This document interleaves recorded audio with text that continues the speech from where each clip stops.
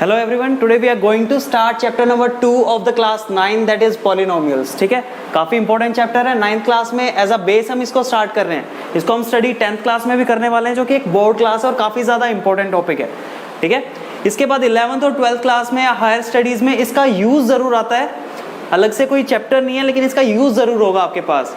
मतलब आने वाले जो भी ईयर्स आप मैथ्स पढ़ने वाले हो उसमें पॉलिनोमियल्स का काफी ज्यादा यूज होने वाला है। ठीक है, तो इस चैप्टर को हम ऐसे नहीं पढ़ने वाले कि आपकी ये 2.1 एक्सरसाइज है, इसको ऐसे ऐसे सोल्व करना है। ठीक है, ये बिल्कुल नहीं करने वाले हम इसके कॉन्सेप्ट्स को समझने की कोशिश करेंगे। ठीक है, कॉन्सेप्ट्स को समझने के लिए या पॉलिनोमियल को सबसे पहले समझने के लिए आपको अलजेब्रिक एक्सप्रेशन के बारे में पढ़ना पड़ेगा। अलजेब्रिक एक्सप्रेशन आपके पास क्या होता है? ठीक है, और अलजेब्रिक एक्सप्रेशन से पहले दो टर्म्स आपको पता होनी चाहिए। पहली टर्म कि कांस्टेंट आपके पास क्या होता है, और दूसरी टर्म वेरिएबल आपके पास क्या होता है।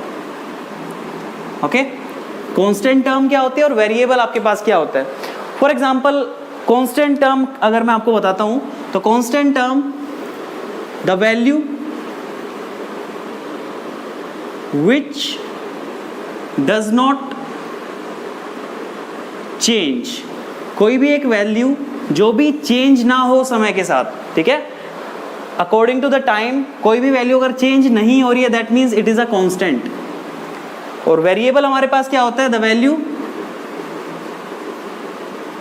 which changes according to the time, जो वैल्यू टाइम के अकॉर्डिंग चेंज होती रहती है वो हमारे पास क्या होता है? वेरिएबल प्रेजेंट होता है। ठीक है, इसके एग्जांपल्स भी हम लेके चल सकते हैं। अगर मैं एक एग्जांपल लेके चलता हूँ, बहुत ही ज़्यादा सिंपल एग्जांपल लेके चलता हूँ, जस्ट लाइक अगर मैं कोई आपको डेट फिक्स करके देता हूँ, जस्ट लाइक जनवरी 2020।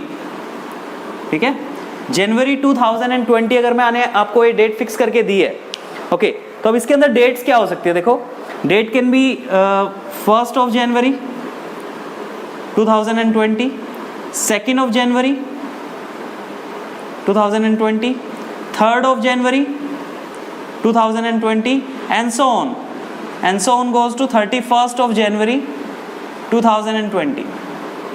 ठीक है, तो आप इसमें अगर आप ध्यान से देखोगे तो ये जो वैल्यूज, ये जो आपके पास मंथ और ईयर है, दिस इज फिक्स। ठीक है ना, ये हमने फिक्स किया कि जनवरी और 2020 यही हमें लेके चल रहा है। तो ये यहाँ पे एक कांस्टेंट का काम कर रहा है जिसकी वैल्यू कभी चेंज नहीं होगी। जनवरी 2020 में हमेशा यहाँ पे 1 होगा और यहाँ पे 2020 होगा। लेकिन डेट जो आपके पास प्रेजेंट है, ये वाली डेट देखो, ये जो आपके पास प्रेजेंट है ये चेंज हो रही है। पहले 1 हुई, फिर 2, 3 and so on goes to 31, right.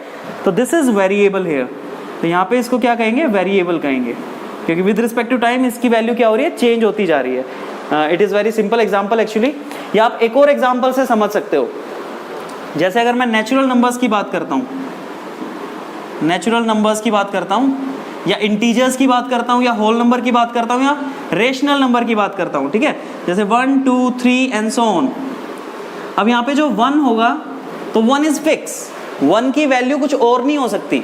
1 is fix here, that's why it is a constant number. 1 is a constant number, 7 is a constant number, 10 is a constant number, तो these all numbers are constants। ठीक है, variables को generally हम x, y, z generally तो ये लेके चलते हैं, लेकिन इनके अलावा और भी हम काफ़ी ज़्यादा चीज़ें ले सकते हैं। ठीक है ना, जैसे s से डिनोट कर सकते हैं, t लेके चल सकते हैं, u, v। तो ऐसे जो हम लेटर्स में, अल्फ़ाबेट के लेटर्स में जो हम लेके चल रहे हैं, दीज आर द वेरिएबल्स। ठीक है, ये वेरिएबल हम इसलिए डिनोट करते हैं क्योंकि इनकी value according to the time change होती रहती है। ठीक है, तो हम x की वैल्यू 1 भी पुट कर सकते हैं, 2 भी, 3 भी। वो हम अभी करेंगे एक्सरसाइज, जब स्टार्ट करेंगे तब आपको ज़्यादा क्लियर होगा। कुछ चीज़ें आपको यहाँ नहीं क्लियर हो सकती, तो वो क्वेश्चंस करते हुए, एग्जाम्पल्स करते हुए ज़्यादा क्लियर होंगी। तो these are the constant and the variable. अब अगर मैं अलजेब्रिक एक्सप्रेशन की बात करता हूँ, ठीक है, अलजेब्रिक एक्सप्रेशन की अगर मैं बात करता हूँ तो इसकी डेफिनेशन क्या होती है?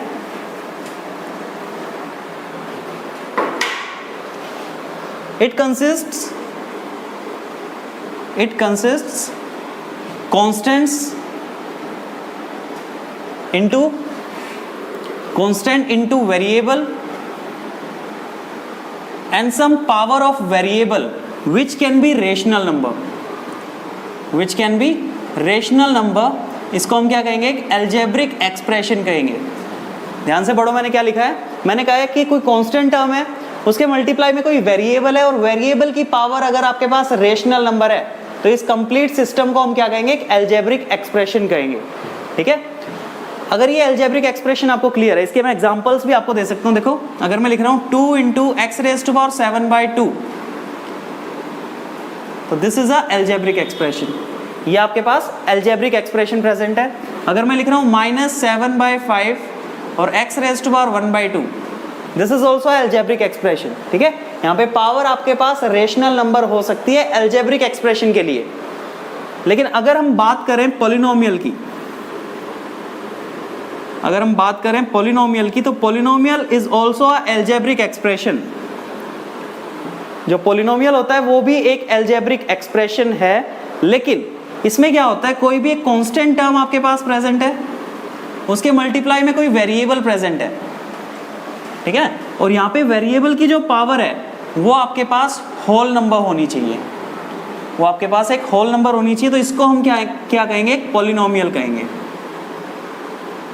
ठीक है, इसका मतलब क्या है, अगर मैं यहाँ पे लिखता हूँ 2x रेज टू पावर 7, तो यहाँ पे देखो कांस्टेंट प्रेजेंट है, वेरिएबल प्रेजेंट है, और वेरिएबल की पावर हमारे पास क्या है, एक होल नंबर है, राइट। तो दिस इज अ पॉलिनोमियल। ऐसी बात नहीं है कि this is not a algebraic expression, it is a algebraic expression.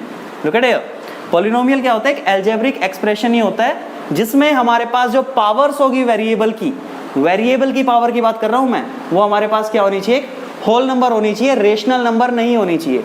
ठीक है, अब 7 एक रेशनल नंबर भी है, अगर मैं यहाँ पे 2x रेज टू पावर 7 लिखता सिर्फ, तो it is also algebraic expression, और क्योंकि इसकी पावर हमारे पास होल नंबर हो गई है, इसलिए हमारे पास क्या हो गया, एक पॉलिनोमियल हो गया।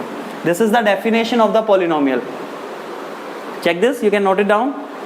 और भी मैं काफी सारे एग्जांपल्स आपको दे सकता हूं, जैसे 5x रेज टू पावर 3, ठीक है, plus 2x raise to power 7, plus या minus 100x raise to power 1000। देखो, this is also a polynomial, क्योंकि दो अलग अलग पॉलिनोमियल की एडिशन भी आपके पास पॉलिनोमियल होती है, 3 अलग अलग पॉलिनोमियल के एडिशन, सब्ट्रैक्शन, कुछ भी आप कर सकते हो, वो भी हमारे पास क्या होगा, एक पॉलिनोमियल ही प्रेजेंट होगा। This is the example, you can note it down.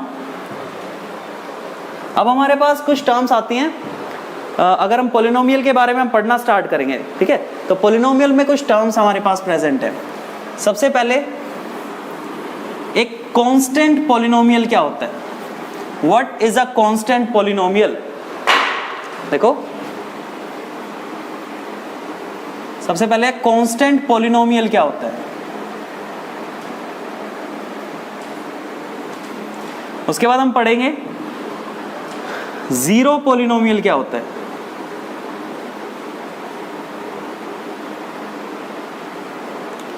तो ध्यान से सुनना मैं क्या कहना चाह रहा हूं। देखो, कांस्टेंट पॉलिनोमियल में क्या होता है, जो भी आपके पास वेरिएबल प्रेजेंट है, जो भी वेरिएबल प्रेजेंट है उसकी पावर आपके पास जीरो होने वाली है।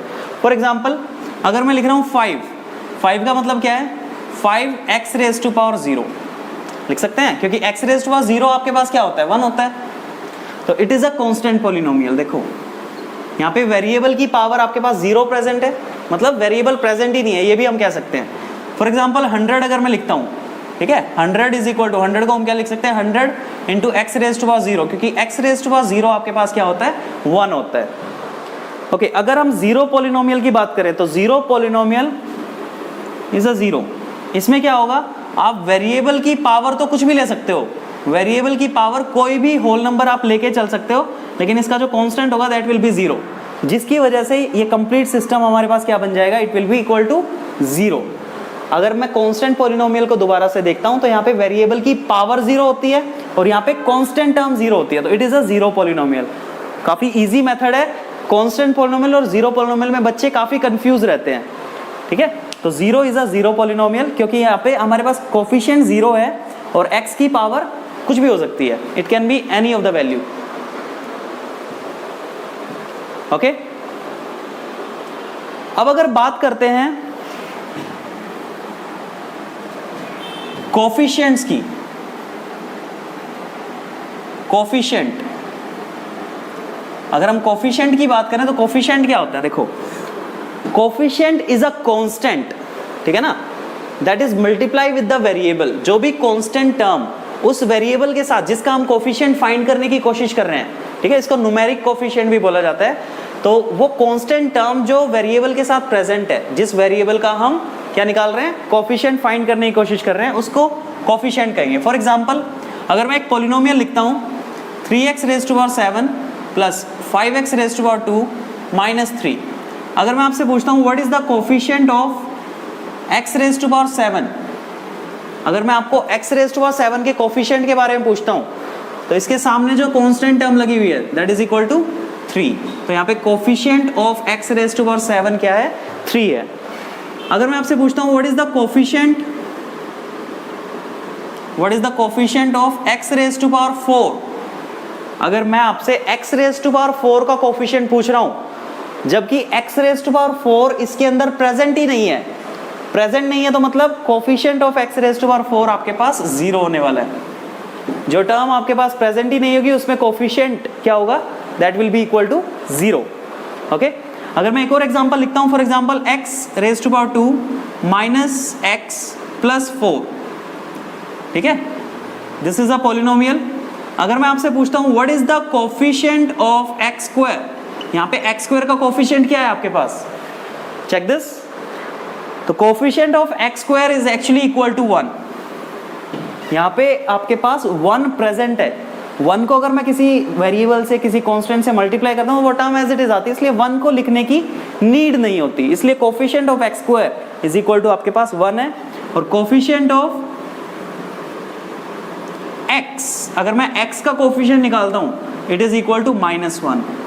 चेक दिस, यहाँ पे नेगेटिव साइन है तो साइन भी हमें साथ में लेके चलना पड़ेगा, ठीक है। अगर मैं आपसे कांस्टेंट टर्म के बारे में पूछता हूं what is the constant term in this,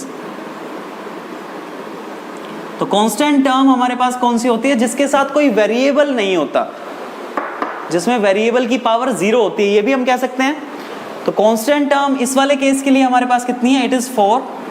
और अगर मैं इसके लिए बात करता हूं कि कांस्टेंट टर्म क्या है, तो constant term is actually equal to -3। Check this, यहाँ पे कांस्टेंट टर्म आपके पास -3 के इक्वल है। तो इस तरह से हम किसी का भी कोफिशिएंट फाइंड कर सकते हैं। जो टर्म प्रेजेंट नहीं होगी उसका कोफिशिएंट 0 होगा, और जो टर्म प्रेजेंट है लेकिन उसके आगे कोई कांस्टेंट नहीं लिखा हुआ, इसका मतलब यहाँ पे क्या प्रेजेंट है, 1 प्रेजेंट है। Okay, now let's talk about the degree of a polynomial.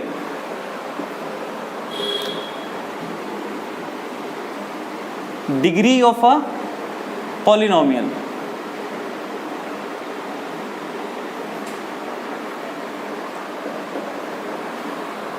You can note it down till here.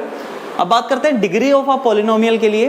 तो डिग्री हमारे पास क्या होती है, देखो अगर मैं कोई भी एक पॉलिनोमियल लेके चलता हूं, कोई भी polynomial x plus 3x raise to power 7 minus 100x raise to power 2 plus 5, अगर मैं एक पॉलिनोमियल लेके चल रहा हूं, ठीक है, सबसे पहली चीज ये एक स्टैंडर्ड फॉर्म आपके पास नहीं है। स्टैंडर्ड फॉर्म क्यों नहीं है, क्योंकि स्टैंडर्ड फॉर्म में पावर हमेशा डिक्रीजिंग ऑर्डर में होती है, ठीक है। जनरल इक्वेशन भी मैं आपको लिख के दिखाऊंगा पॉलिनोमियल के लिए, एक जनरल इक्वेशन जरूर लिखेंगे।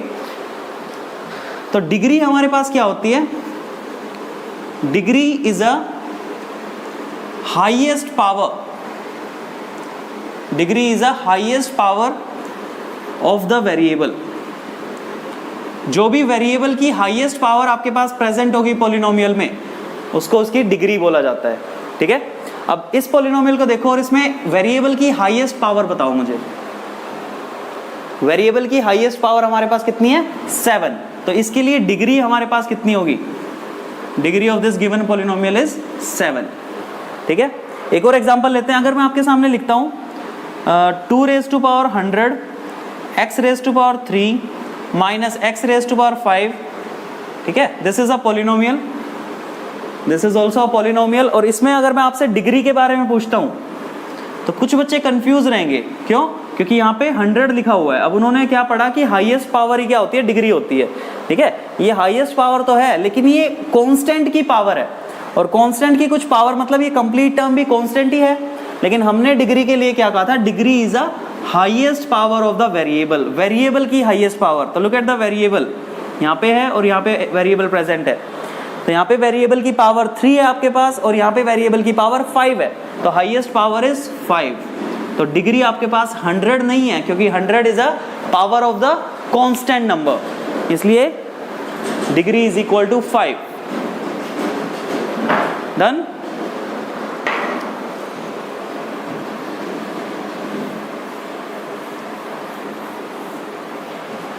ओके, अब अगर हम बात करते हैं classification of the polynomial, polynomial की क्लासिफिकेशन की बात करें,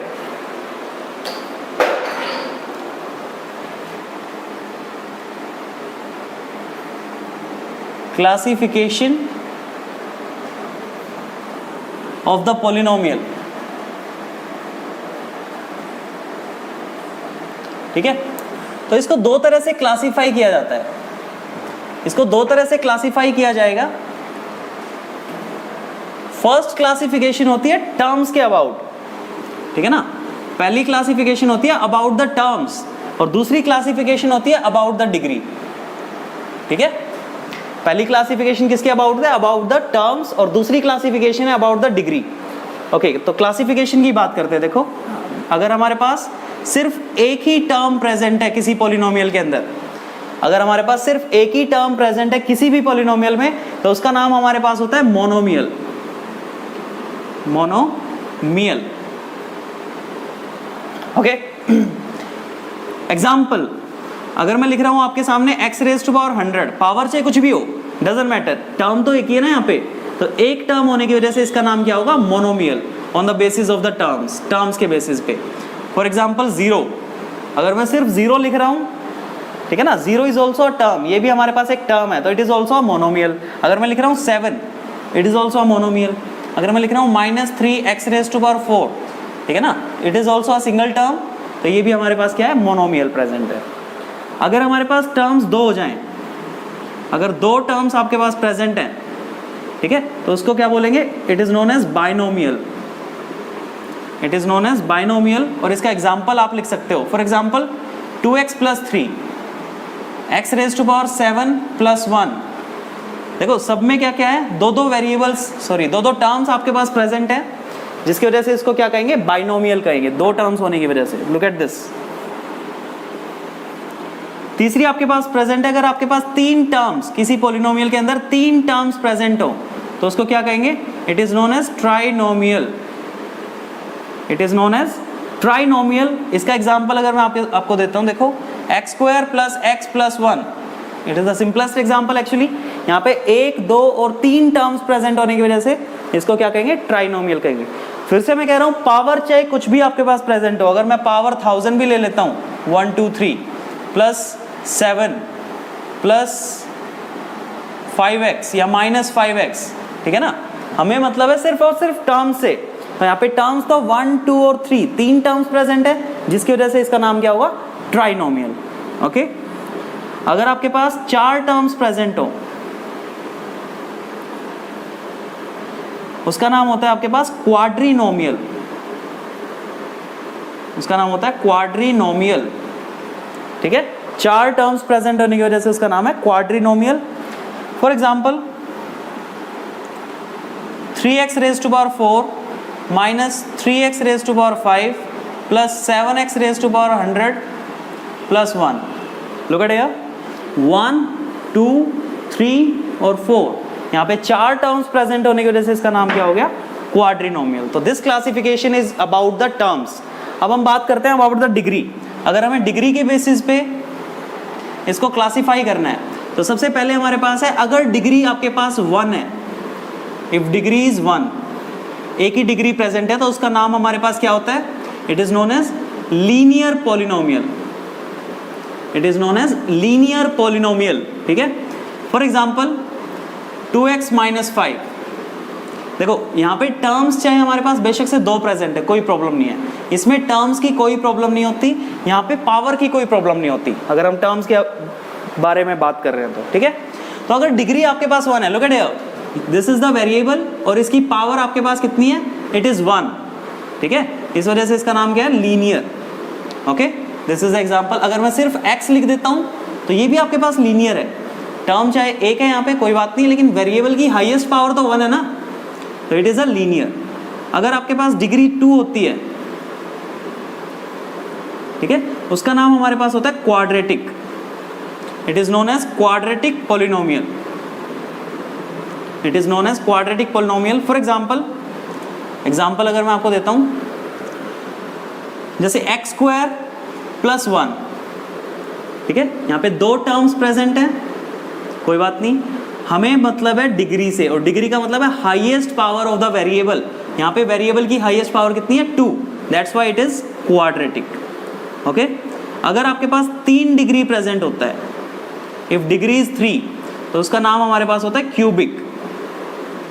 ठीक है, तो क्यूबिक का एग्जांपल अगर मैं लिखता हूं तो सिंपल सा एग्जांपल ले लेते हैं, 3x raise to power 3 minus x square plus x plus 1। ठीक है, टर्म्स चाहे यहाँ पे 1 हो, 2 हो, 3 हो, 4 हो, कितनी भी टर्म्स हो, लेकिन हाईएस्ट पावर तो मेरे पास कितनी है? Highest power is 3, that's why it is cubic polynomial. Fourth हमारे पास प्रेजेंट है 4 डिग्री के लिए। अगर आपके पास डिग्री 4 होती है, ठीक है, it is known as biquadratic. It is known as biquadratic. ठीक है, तो for example x raise to power 4 minus x plus 1, this is the example. हमारे पास वेरिएबल की हाईएस्ट पावर कितनी है? It is 4, that's why it is biquadratic. So this is the classification of the polynomial. You can pause the video to note it down.